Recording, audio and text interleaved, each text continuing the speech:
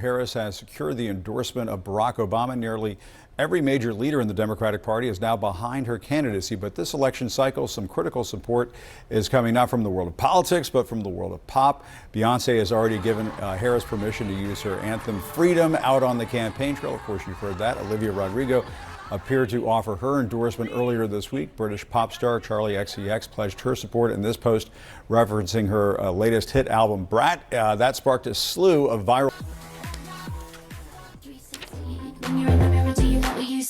You think you just fell out of a coconut tree? You exist in the context of all in which you live. You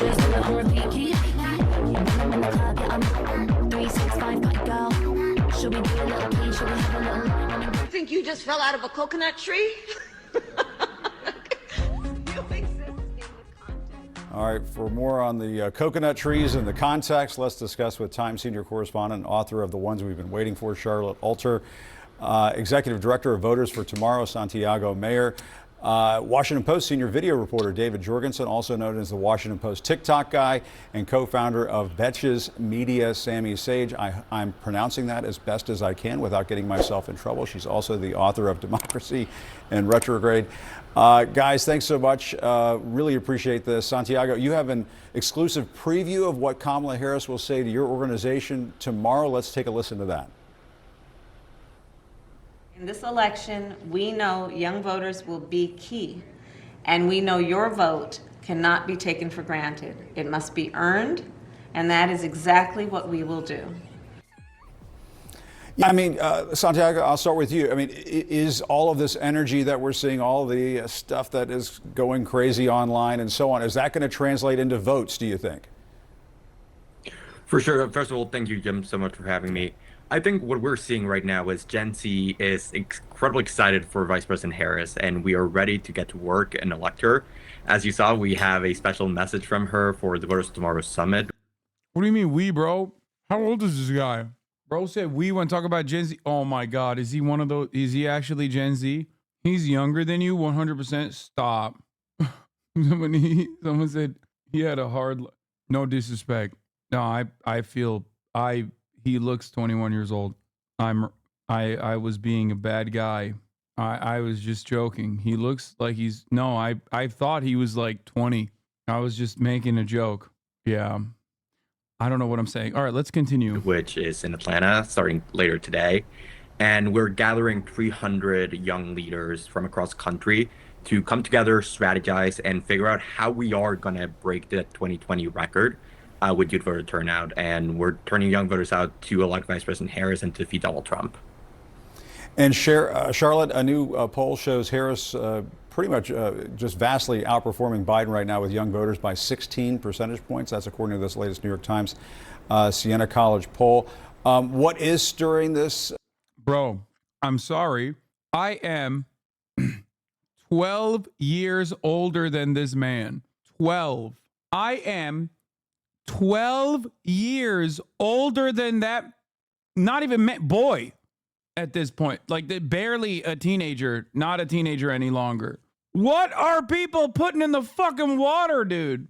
Nah, this is actually how every 21-year-old looks. You just don't realize 33-year-olds look way older.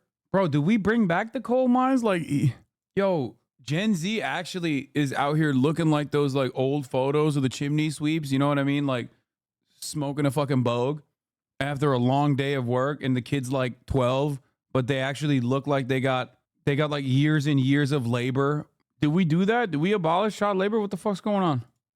Excitement. I mean, I think I remember at the time when she made that comment about the context in which we all live. And so, I mean, people were, criticizing that as being a bit of a word salad. But, I've heard from a lot of younger folks over the last several days who just love that comment. So, I mean, is it just like the older? Dog, the reason why people liked it, and I can say that here because we were one of the first fucking communities online way before Kamala Harris ever was like even thought about as like potentially the presidential candidate, was because it was objectively a Marxian analysis of history. It's not incorrect. You're rich and can afford Botox treatments and other surgeries to look younger. I don't know why everybody always does this. Like, no matter what I talk about, people always be like, well, you're rich. It's like, yeah, but I haven't done any of that. Well, so what are we talking about? Unless you think I'm literally doing Botox treatments and other surgeries to make myself look younger. Like, what kind of... Bro, I can literally... Yo, motherfuckers be like, you do Botox? Look at my fucking... Look at my forehead, bro. Does this look like I'm doing Botox? I can move my fucking ears, dude. I can move too much shit. You crazy? I don't just only move my eyebrows. I can literally move my ears and shit. Anyway, why are we talking about this? Okay, let's get back folks to not this. getting what the younger folks are thinking these days. What do you think? So I don't. It's a great question. I don't actually think it has very much to do with that comment at all. I think we've seen since 2016 in the 2018 midterms, in the 2020 election, and then in the 2022 midterms as well. Young voters do not like Trumpism. Millennials and Gen Z are not very attracted to MAGA at all. Instead, the problem... That's literally not true, by the way. That is just not even remote. What? No, they definitely are attracted to MAGA and like Trumpism. What? No, there's hella young people that fuck with MAGA shit. They love it. What? That's just not true. That is objectively untrue. Gen Z, not Gen A. No, Gen Z as well. What would you put the split at? I don't want to believe it's over 30 to 35. I think it's closer to 50-50 than you think. Problem for this administration in this race has been that these younger voters weren't particularly attracted to Joe Biden either. It doesn't mean it's 50-50. The majority is still with, obviously, the Democratic Party. And that number was actually far worse. Like, that split was most likely far worse before the swap out. But with Kamala Harris coming into the race instead of Joe Biden, that split will heavily favor the Democratic Party. But to say that especially with Biden, I mean, someone send me the under 35, which is Gen Z and millennials, but under 35 voting block, young men and women are diverging politically. That could shape the 2024 election. Yeah, young men especially. Okay, where the fuck? I just want to see the numbers, man. Donald Trump pulls level with Joe Biden among Gen Z voters. This was July 4th, 2024. 48% of Gen Z voters will vote for Biden, while 45% will vote for Trump. Oh my God, it's like I know what I'm talking about. And now when you look at Harris versus Trump matchups, all of a sudden that grows a lot more. No, it's not all thanks to Aiden. Brother, the reason why we don't do a lot of generational analysis is because it's inherently reactionary, inherently anti-class. Okay? It is a specific division created to mystify class politics, which is at the heart of all politics. Okay? It's dumb as fuck. The notion, and I've had this conversation with Cenk. You guys were here when we talked. Cenk has literally said time and time again, oh, the next generation will save us. That's like at the heart of his fucking ideology, at the heart of his like worldview. No, that's not how that works, man. That 50-50 split will remain. Republican Gen Zers have Republican parents, just like they had Republican parents and Republican grandparents. It's just like people forget. It's just not like waiting for a different generation to save us is dumb. It's just not how that works. And you would see in the polling over the course of this whole year, younger voters saying over and over again, we want somebody else. We want somebody else. We don't want these same two old white guys over and over again. Not just any old white guys, the same two old white guys. The funniest problem here is that like I'm speaking to an entire community of like liberal and socially progressive, leftist Gen Zers and millennials, many of which have conservative parents. So they're, instead of looking at the data, they're going, what are you talking about? This doesn't reflect my lived experience at all. And it's like, yeah, brother, that's why we looked at the data. You understand? Because unfortunately for this country, we as the Hasanabi community do not reflect the broader political opinions of the rest of the nation. Okay? If you think you are in any way, shape, or form as terminally online leftists are similar with your lived experiences with the rest of the fucking country, it's the most delusional thing you can think. Okay? That's the reason why I spend a whole deal of time, a great deal of time, specifically talking about how extremely online people operate in an effort to make sure that you just snap out of it from time to time. Who ran last time. You'd see that over and over in the polling. And I think that what this polling shift signifies is that these young voters just wanted somebody else. They wanted somebody new, somebody fresh, somebody who could credibly claim to help to be speaking to some of their issues. And I think the Harris campaign is attempting to provide that to these voters. Yeah, I mean, they're really exploiting this moment, no question about it. And Sammy, after seeing all of these videos, Kamala Harris herself just joined TikTok. Here's her first post. Madam Vice President, are you on TikTok? Well, I've heard that recently I've been on the For You page, so I thought I'd get on here myself. All right, Sammy, how big of a deal is that? Oh, God, it's awful. It's a huge deal. I think there's this misconception that Bro, I don't want Kamala to like lean into the memes and try to make a mockery of herself, but like Donald Trump is so fucking good at that shit, dude. He's so goddamn good. Like compared to Donald Trump's first TikTok and his second TikTok, which literally featured my friend Mike Malek in it, but like TikTok is only for young people, but there are all age demographics that are represented on TikTok. And I think what people who are not really users of the app might miss about it is that it does have its own specific language and vibe. And Kamala Harris has a very authentic, way of presenting herself that really makes sense with the way that TikTok users, connect with things that go viral on the app. I think that we're really seeing the effects of, like Charlotte said, young people, and I think really any demographic that is not up to the boomers. They really want a younger, fresher vibe to be in the election, and she has brought it to us. Yeah, and Dave, I mean, Trump is on TikTok. He's had about... Bro, she is 60 years old. I know she doesn't look like it, but she's 60 years old. There is no way that she can appeal to the youth by being, TikTok aware. Just let it ride. Just be yourself. Be yourself. Be kind of goofy, and people will meme for you. Let the fan accounts do the work. 6 posts. They have millions of views. I mean, that is one thing that has been happening on TikTok. I think it's one of the reasons why the Trump people don't want to ban TikTok now, because, I mean, MAGA is out there in full force on TikTok. Can you talk about that and what Kamala Harris is up against in terms of social media? And she's certainly making a lot of strides over the last week. There's no question about it. Right, and the majority of Gen Z and millennials on TikTok tend to be liberal leaning, but there has been a huge influx of Trump supporters on the app that we've seen. We've been on the app as the Washington Post since 2019, and definitely there's been a movement that way a little bit, but it is coming back a little bit. And I think part of that is in the last year or so, what happened with Biden is it really became this whole thing where the way he handled the war in Gaza. I think the reason why Republicans migrated to TikTok is because people left Twitter and they looked for other platforms, liberals specifically, and the platform that they went to was TikTok. Many were already on TikTok. They just started using it more. And Republicans were like, oh, Twitter kind of sucks because I can no longer fight with libtards. I can't own them. So they, followed the liberals to TikTok.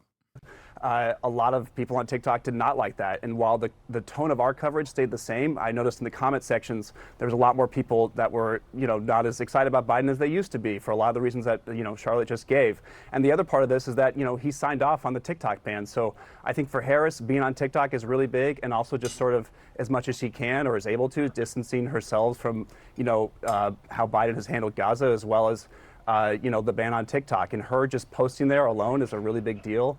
I've also seen a lot of people talk about how is she going to embrace these memes. I think there's sort of two schools of thoughts. You can, do all the memes that people are doing and try to replicate them, but you also want to come across as authentic. And I think the first video she posted does that because it's just her talking to the camera, and that can be really successful. As long as people feel like she's coming across as herself on TikTok, it makes a big difference. Yeah, and Santiago, how can Kamala Harris lean? I'm not gonna lie, that's correct. Vice President Kamala Harris has experienced a notable increase in her favorability rating among Americans in the wake of President Joe Biden's decision to withdraw from the presidential race and endorse her. according to a recent ABC News poll released on Sunday. Harris's favorability rating has risen to 43%, while her unfavorability rating stands at 42%. Based on the latest ABC News poll, just a week ago, Harris only had 35% approval rating and 46% disapproval rating. Following Biden's announcement on July 20th that he would not seek re-election, Harris received endorsements from many prominent Democrats, including former President Barack Obama, and has since embarked on an active campaign trail. According to ABC News reports, the vice president, having secured commitments from sufficient delegates to potentially clinch the nomination if they uphold their pledges during voting, has also seen a significant rise in favorability among the politically crucial independents voter demographic. The only successful politician on TikTok is literally that one Democratic Party guy. I forget his name. He's like an irrelevant dude otherwise, but he was popping on TikTok because he would like explain what happens behind closed doors and whatnot. Jeff Jackson, yeah, another white guy who you would not expect is white, which is the Democratic Party lineup is filled to the brim. It's one of my favorite weird political autism things is just like Sherrod Brown. Anyway, before we continue with this, why did you put air quotes around it again? Explain. I will. Hold on. So he was popping on TikTok, and then he fucking voted for the TikTok ban, and then everybody ended his ass on the platform pretty much. I don't even know if he still posts on there. He might, but he lost all of his riz. But up until that moment, up until that unique moment, isn't you saying you have insert thing autism kind of ableist? Yes, brother, I'm ableist. Okay, I'm able to serve you this 1 minute ad break in the middle of the hour. Yeah, disability to get this bread. You know what I'm saying? Chat, come on. You thought Sherrod Brown was a white man before you saw a picture of him? Yeah, there's a couple. There's a bunch of politicians like that. Jeff Jackson, Sherrod Brown. Anyway, but the point I was gonna make is that guy actually did a decent job in terms of like communicating to a much broader audience.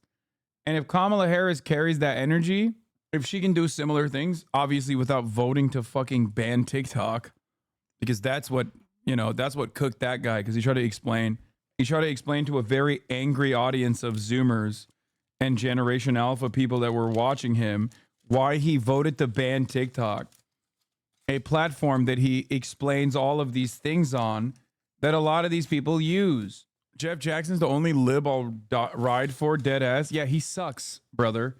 But that's yet another testament to how you can cultivate a parasocial relationship with anyone, even if you are a fucking bloodless, middle of the road, shitty, soon to be forgotten Democrat. Okay? And now everybody fucking yells at him all the time about a guy who, about being the guy who voted to ban TikTok while still being the TikTok guy. So anyway, that's what Kamala Harris should do. Into these viral moments Dave was just talking about a few moments ago, and avoid the trap of what the young people call cringe, which, you know, even somebody of advanced age like myself, I know what that means. I'm also capable of cringe moments myself, but how does the candidate not fall into that trap? Well, I think that Dave hit the nail on the head. I think that as long as she remains true to who she is, she will be just fine. And I think that's really why we're seeing sort of a social media movement that we're seeing behind her, because she is very relatable. She is fun. You were showing some of the videos with the Brad music. And at the end of the day, what is being a Brad if not being true to yourself? And bro, something happens when you like become a Democratic Party activist where you just like immediately, despite being 21 years old, okay, you just mentally become like a 60-year-old man. And this happens to political operatives on either side of the equation, by the way. It's even worse for the Republicans. But once you become like Harry Hassan, right? He looks like he's 12, but like you hear him speak and you're like, oh, that's like you hear him speak, you hear the things that he advocates for, and you're like, oh, that like 14-year-old boy is actually secretly a 45-year-old man. I don't know what it is. I genuinely don't understand it, but like it truly changes you spiritually, physically, mentally, when you become like a guy who works with the Democratic Party as like the guy who will explain to 65-year-olds like what the next generation is interested in. Like that's a job position. And real and authentic.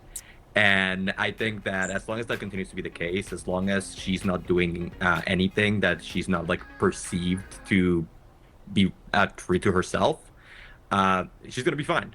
I think she is someone who comes across as very fun, as very engaging, as very relatable. I can tell you that's been my experience with her whenever I've interacted with her. And she is someone who really cares about people and is sort of like a cool aunt in a lot of ways.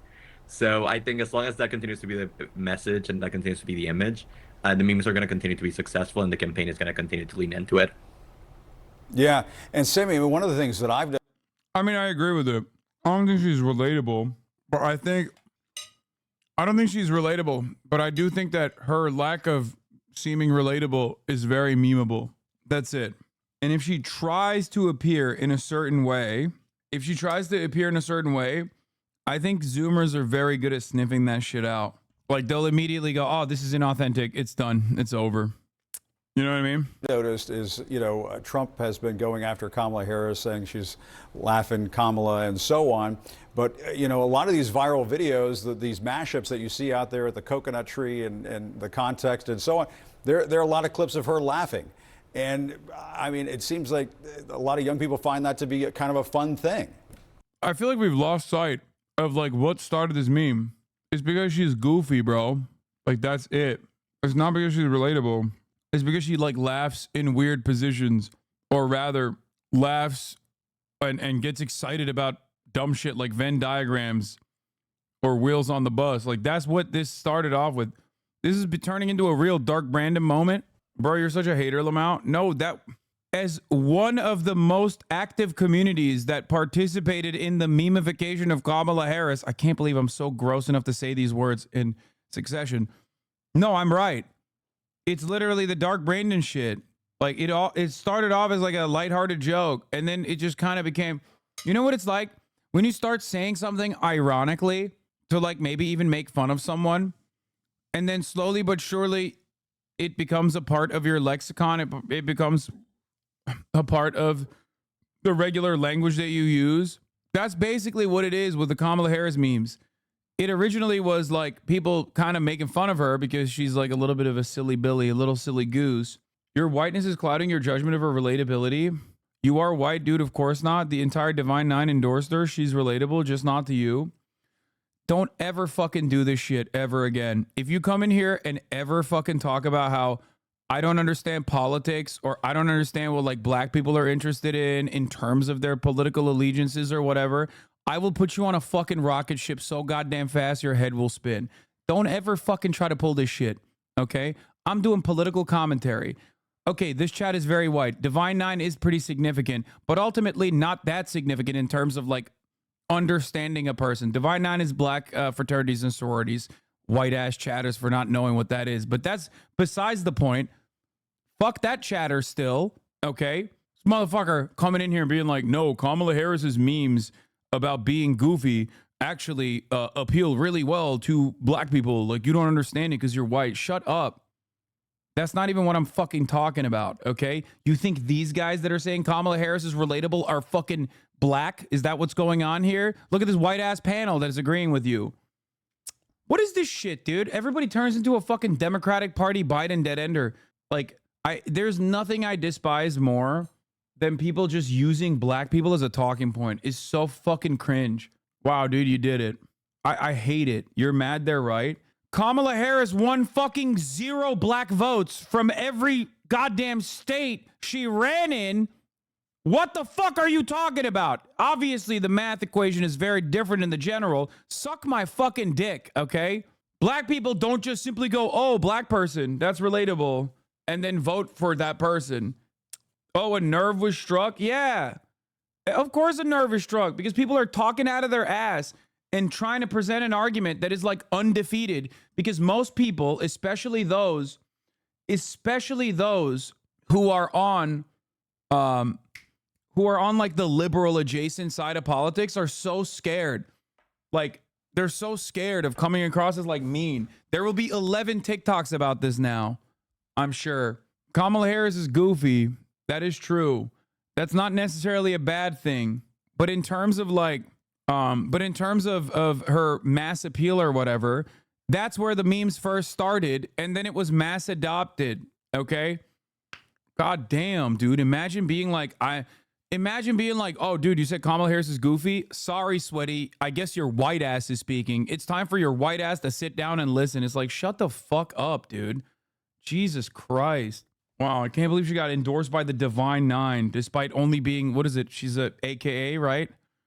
Or I forget what sorority she's a part of. Like, dude, come on. Be serious. But you are white? Kidding, sorry. Yeah, me being white doesn't change the fucking context here at all, or the analysis at all. It's really annoying.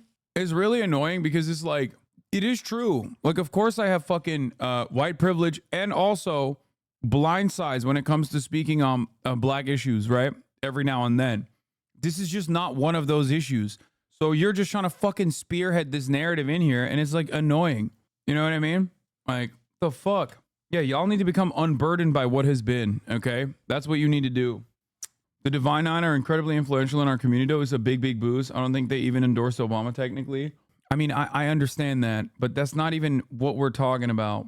Also, it doesn't even matter if they endorsed Obama or not. Obama was insanely popular, so that argument doesn't really help all that much. D9 didn't endorse her because she's relatable. It's because she's AKA. Anyway, let's continue. Yeah, I don't really understand what. Come on, bro. She'll get a higher black percentage vote than her past. Yeah, of course. It's the general election. It's the entire Democratic Party's machine working to support her. She will definitely get a shit ton she will get a much higher percentage of the black vote than Joe Biden did. That wasn't even a question. Like, I'm not questioning that at all. What the benefit of leaning into being joyless is, especially when you look at some of the clips of his own vice presidential pick. But I think that this is very appealing to young people, and the Trump campaign is making a mistake if they think that, promoting her laugh is going to lose her votes. Yeah. Charlotte, what do you think? I mean, I guess the contrast. I actually do agree with that. I do. Like, if all you got is that she's goofy and laughs a lot, you're cooked. Like, numbers on the board, she's goofy and laughs a lot. The other side's vice presidential candidate is talking about women that need to be bred and, like, hates women that don't have biological children. Talks about how, like, we might restrict IVF and that's a good thing. Talks about further restricting abortion access. Are you fucking crazy? Like, there's nothing there. The best thing that the Republican Party can do is talk about how fucking liberal she is and then hope that she tries to, out of fear, try to move to the center. Because if the Democratic Party react to that in a negative way and then immediately try to fucking run to the center, then she will fuck it up. She will fuck up the bag that way. I'm confused as to why being goofy cannot make her relatable. Being goofy and awkward has appeal across different population groups and can remove some barriers that come from gaps in social or education status. Dude, she's not, like, guys, what are we talking about? She's like a career prosecutor who was the attorney general of one of the largest countries. Okay, even though it's a state, it's basically by size, it's like a massive country on this planet. Okay, and then she was a senator, and then she was the vice president. Like, this is a 59-year-old woman who is very well educated, who is not exactly the everyman, not exactly the average Joe. I'm not dodging the question at all. Like, the biggest problem is that when people try to present her, at least she's not like Hillary Clinton, okay? At least she's not like Hillary Clinton in the sense that, like, she comes across as, like, soulless and sociopathic. She doesn't, and that's a good thing. But that doesn't mean she's, like, super relatable. Anyway. With Kamala Harris, and Sammy mentioned this, is J.D. Vance's rollout on social media perhaps not going quite as well as maybe younger Republicans would have liked. Yeah, I mean, I think the point about how Harris has kind of been leaning into sort of some of her joyfulness is going to go a really, really long way here. I mean, listen, like I said before, for years, this race has been stuck in this dynamic of these two old guys who everybody knew already before, right? And look at what we're doing here. We're here in the news business. It's called the news business, not the heard it before business. So Yeah. I think there's a real opportunity for the Harris campaign to introduce herself to a I can't Today's believe this meeting- became the most contentious conversation today. It's kind of crazy. Like, this is literally the most contentious convo we had. The initial phase of Vice President Kamala Harris's campaign has been characterized by record-breaking fundraising, a flurry of memes, and significant support from American women. Axios polling conducted after President Biden's withdrawal shows Harris is notably more popular among the country's youngest voters compared to Biden. While Biden held a 6-point lead in a Biden Trump matchup, Harris garnered a 20-point lead among the same group of 18 to 34-year-olds. For instance, Vote.org, a nonpartisan voter registration platform, experienced its largest spike in 48 hours during the 2024 campaign cycle, a nearly 700% increase in daily voter registrations following Biden's announcement, with 83% of new registrants between the ages of 18 and 34. Gen Z and millennial voters were pivotal to Biden's 2020 victory, favoring him over Trump by roughly a 20-point margin, according to Pew Research Center. The authentic momentum Harris's campaign has generated on social media should not be underestimated, according to Voters of Tomorrow Press Secretary Jack Lobel. Harris's campaign has made politics fun and approachable and a part of everyday life. For those who may not have felt engaged in previous cycles, he noted, she has been fighting for young people her entire career, and we know she will do a phenomenal job as the first woman president, he said of Harris, who is set to deliver virtual remarks Saturday to close out the organization's summit. If you found this video informative, then make sure to hit the like button and subscribe to the channel for more videos like this, and thanks for watching.